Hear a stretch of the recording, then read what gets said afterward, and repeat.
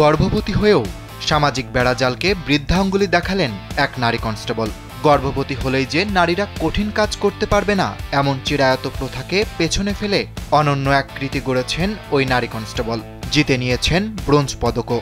7 মাসের গর্ভবতী হয়েও অসাধারণ শক্তি ও দৃঢ় সংকল্পের মাধ্যমে police constable Sonika Yadav all India police weightlifting ক্লাস্টারে 145 কেজি ডেডলিফটে অংশ নিয়ে ব্রোঞ্জ জিতেছেন। দক্ষিণ ভারতের পূর্ব উপকূলের অন্ধ্রপ্রদেশে এই প্রতিযোগিতা অনুষ্ঠিত হয়, আর এতেই বাজিমাত করেন Sonika. Japan Bangladesh joint venture company JBS holdings limited.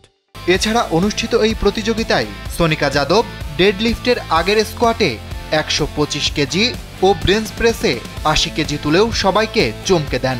তার এই অসাধারণ সাফল্য ব্যাপক প্রশংসা কুড়ালেও গর্ভ অবস্থায় ভার উত্তোলনের নিরাপত্তা নিয়ে আলোচনারও জন্ম দিয়েছে। তবে এসব সমালোচনাকে পাত্তা দেননি সোনিকা।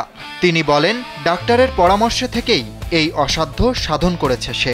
গর্ভ অবস্থাতেও তার দৈনন্দিন অভ্যাসে কোনো পরিবর্তন হয়নি। গর্ভধারণের আগে এবং পরে সে একই রুটিন বজায় রেখেছে। তবে গর্ভাবস্থার কারণে সে শুধু খাদ্য অভ্যাসে পরিবর্তন এনেছিল। তবে জিমে ঘাম ঝরানো থেকে সে কখনোই বিরত থাকেনি। সোনিকা যাদব বলেন, নারীদের সবচেয়ে বড় সমস্যা হলো পরিবারের সমর্থন না পাওয়া। তবে এ অবস্থায় নারীদের দৃঢ় থাকতে হবে। কেউ যদি সত্যিই কিছু করতে চায় তাহলে তার নিয়মিত পরিশ্রম করে যেতে হবে। এতে এক সময় না এক সময় সে অবশ্যই চূড়ান্ত লক্ষ্যে পৌঁছাবে।